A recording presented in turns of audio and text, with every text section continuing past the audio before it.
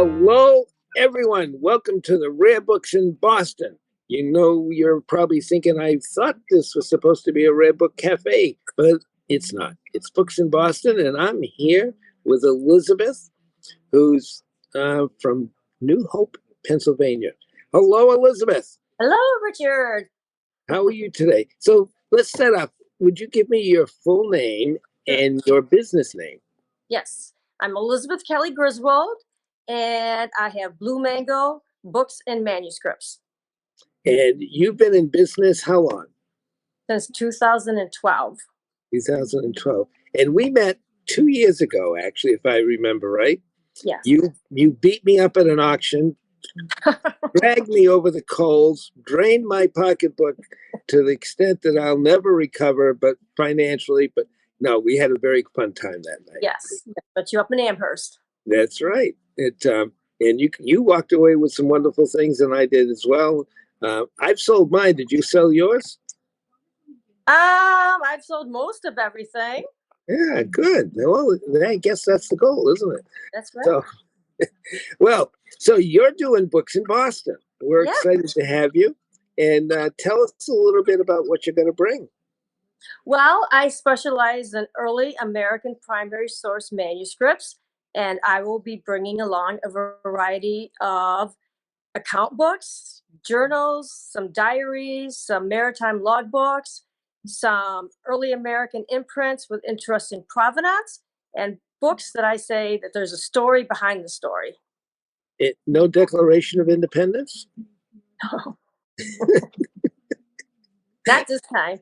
That in time, right? In time. You still got time to have one of those. Who knows? We never know what we're going to find, do we? You never know. Never know. So treat us to a sampling Okay. of what's coming. Okay, great. Well, one of my favorite items I'm going to be bringing is an early American account book. And this is one of the favorite account books I've come across in a very long time because he was a cooper.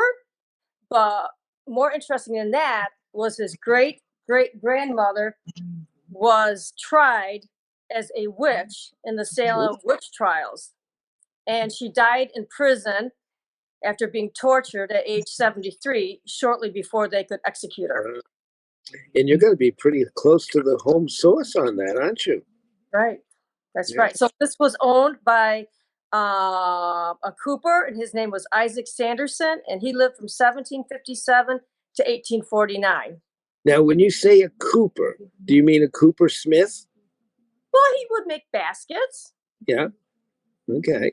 And all kinds of tubs, carts, and it lists all his customers.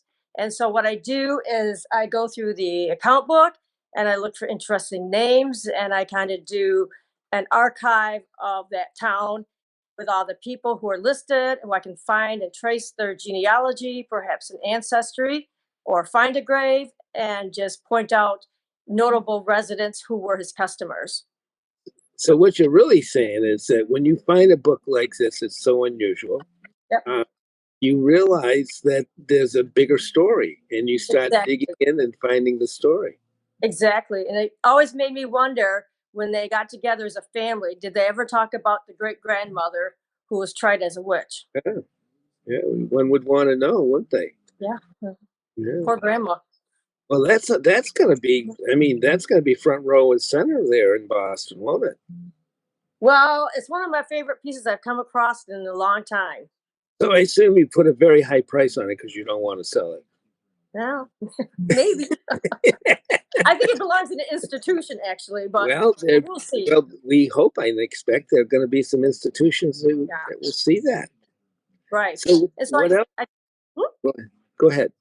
I was just going to say, I think it's just so interesting when I get an account book like this, and you go through and you look at the names and you look at the owner, and maybe they're served in the Revolutionary War.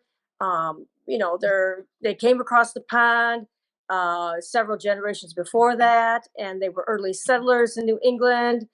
But when I came across this family history about his great grandmother, I was just about floored, saying, that really ties in early American history to a family through an account book. Tells a Well, story.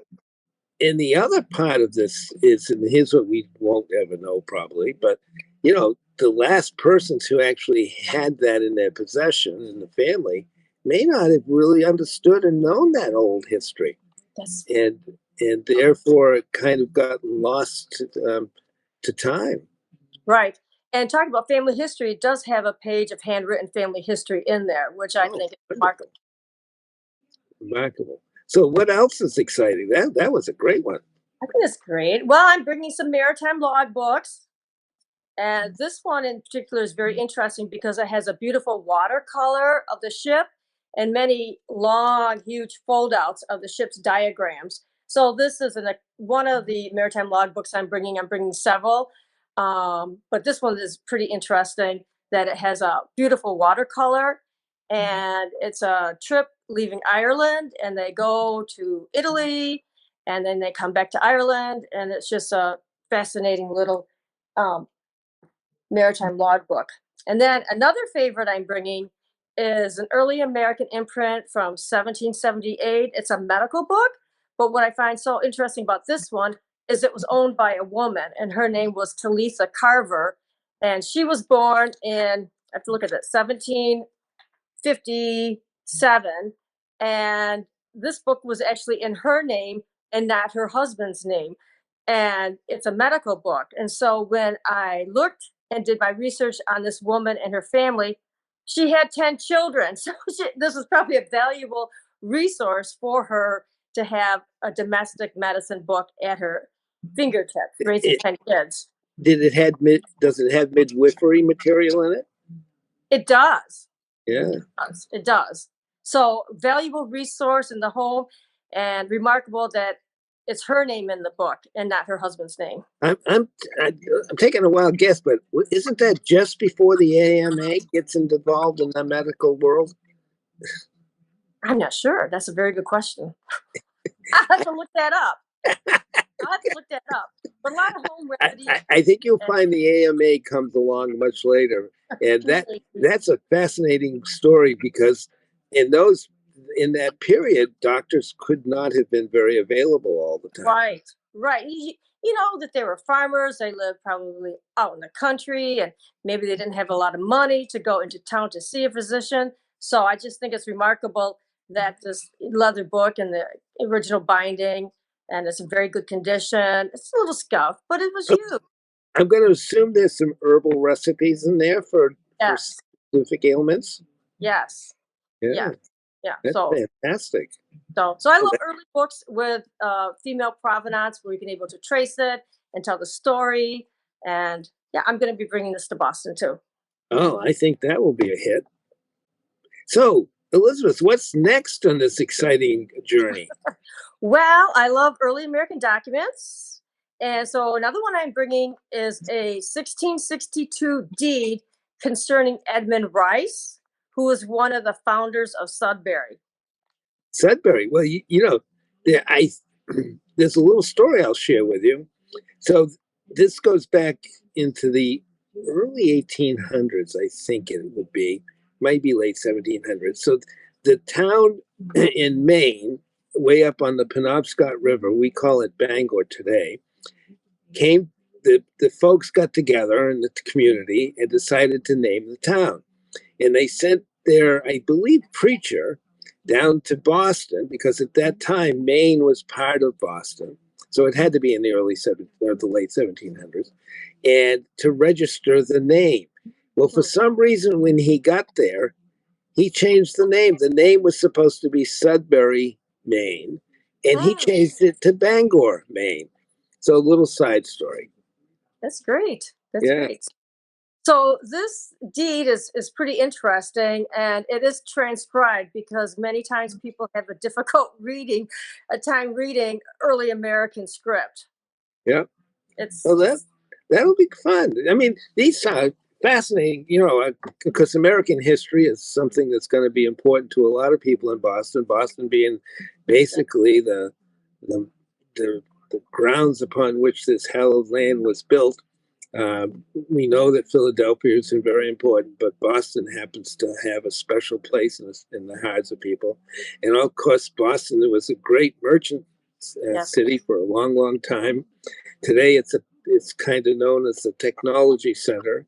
Right. But so you should have a lot of interest in those items. Oh, I certainly hope so. And then I just picked up an early 1810 cipher book that belonged to a family by the last name of Stone in Newton, Mass. So I'm currently cataloging that to bring. So it has handwritten family history and some observations on weather and just an interesting little manuscript.